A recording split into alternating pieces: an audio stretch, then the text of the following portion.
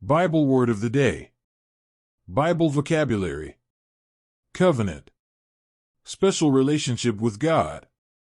Let's discuss about covenant. Covenant is a word used to signify a special relationship with God.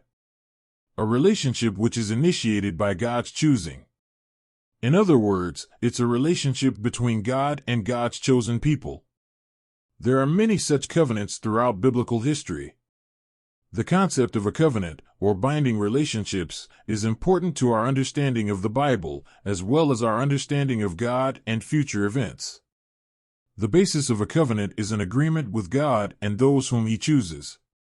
And in special cases like God's covenant with Israel, God can make a one-sided covenant where the responsibility to keep or maintain the covenant rests solely upon Him.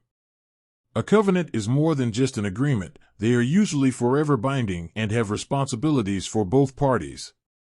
However, they are best understood in the context of a relationship with binding responsibilities. Much like a marriage, both parties are bound together by the covenant. Some of the more significant covenants of the Bible include the Noahic covenant, the Mosaic covenant, and the Abrahamic covenant. This covenant was made with Abraham and renewed with Isaac and Jacob. There is also the Davidic covenant, and most importantly, we have the New Covenant. The New Covenant is God's gift of grace for those who place their faith in Jesus alone for salvation. Also, we should mention one of the attributes of God, specifically His immutability.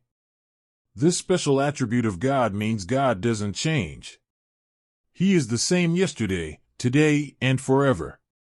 This is important to remember, because it means His covenants never change. Because of God's immutability, they are forever binding.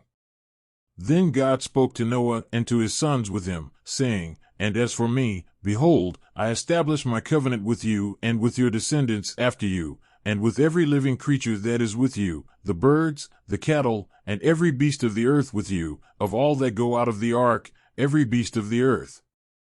Thus, I establish my covenant with you. Never again shall all flesh be cut off by the waters of the flood. Never again shall there be a flood to destroy the earth." And God said, "This is the sign of the covenant which I make between me and you, and every living creature that is with you, for perpetual generations. I set my rainbow in the cloud, and it shall be for the sign of the covenant between me and the earth." Book of Genesis 9 verses 8 to 13. Then He said to him, "I am the Lord, who brought you out of Ur of the Chaldeans, to give you this land to inherit it."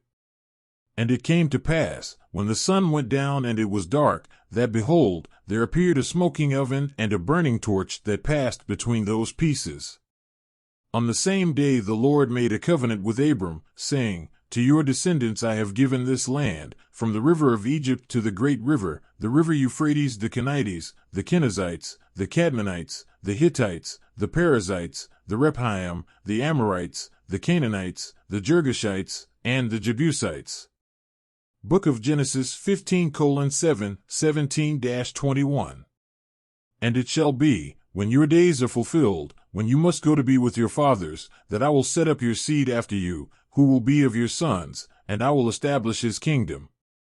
He shall build me a house, and I will establish his throne forever. I will be his father, and he shall be my son, and I will not take my mercy away from him, as I took it from him who was before you. And I will establish him in my house and in my kingdom forever, and his throne shall be established forever. Book of 1 Chronicles 17 verses 11 to 14.